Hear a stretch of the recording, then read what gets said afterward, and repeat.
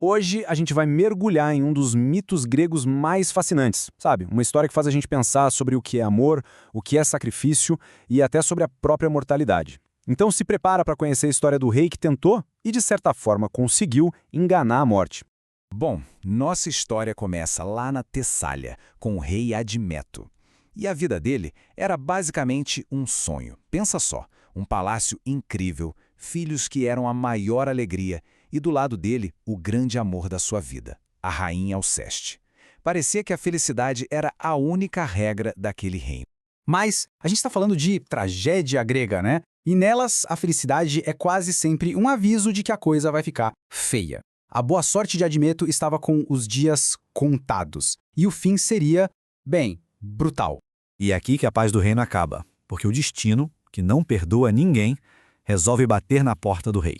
Do nada, uma doença misteriosa começa a acabar com as forças de Admeto. E como se não bastasse, imagina um susto. No seu leito de morte, aparecem as 3 parcas, aquelas que tecem o destino, com as tesouras na mão, prontinhas para cortar o fio da vida dele. O recado era claro, seu tempo acabou.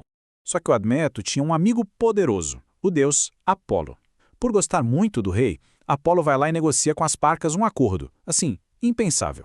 Admeto poderia viver, mas o preço era altíssimo. Outra pessoa teria que, por vontade própria, entrar no barco de Caronte e ir para o submundo no lugar dele. E é nesse ponto que a gente começa a questionar o caráter do rei. Porque, aliviado, mas também apavorado, Admeto começa uma busca desesperada por alguém para morrer por ele.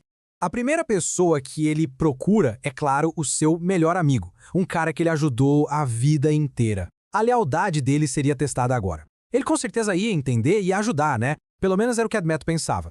Pois é, a resposta foi um soco no estômago.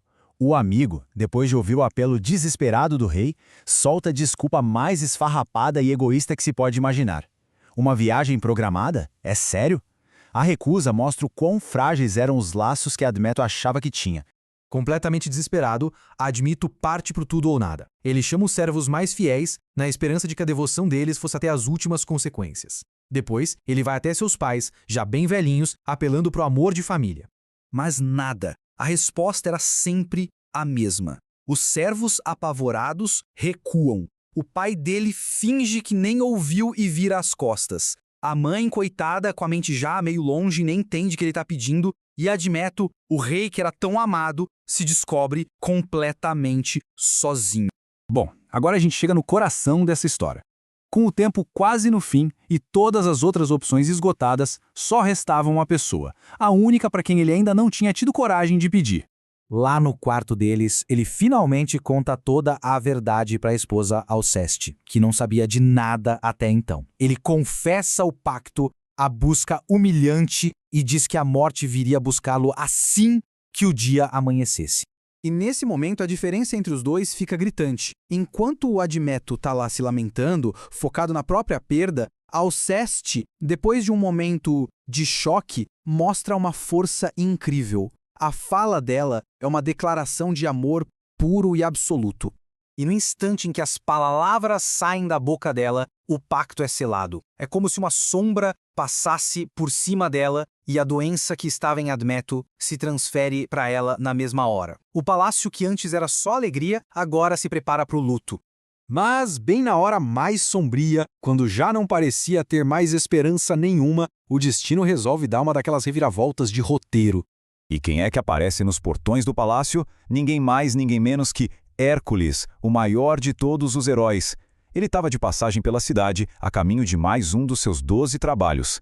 Admeto, mesmo com o coração em pedaços, segue a lei da hospitalidade. Ele esconde a dor, oferece um banquete para Hércules e pede para ninguém incomodá-lo. Mas Hércules, ali no meio da festa, percebe que o clima tá pesado. E aí um servo, que não aguenta guardar o segredo, conta toda a verdade pro herói. Hércules fica morrendo de vergonha por ter ficado ali festejando enquanto a família passava por aquele sofrimento todo. Ele sente que precisa de alguma forma retribuir a hospitalidade que recebeu. Sua honra exigia isso. E com aquela determinação de quem já enfrentou tudo que é monstro, ele faz uma promessa que desafia até os deuses. Ele mesmo vai enfrentar a morte para trazer Alceste de volta.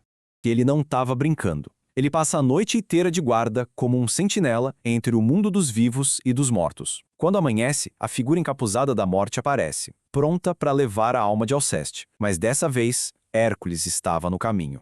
O que acontece em seguida é uma luta de proporções épicas, um confronto entre a força de um herói e a inevitabilidade da morte. O castelo inteiro treme. No fim, a morte, pela primeira vez, é derrotada. Foge humilhada com uma asa quebrada. E Alceste, como se acordasse de um pesadelo, recupera a saúde e volta para os braços de Admeto, que nem consegue acreditar no que está vendo. E assim, a vida volta ao normal, mas fica uma questão no ar, né? Essa é uma história sobre o poder do amor, da amizade? Ou, no fundo, é a história de um cara covarde que, por pura sorte e pelo sacrifício dos outros, conseguiu escapar das consequências das próprias escolhas? A resposta talvez mostre o quão complexos nós somos. Fica aí a reflexão.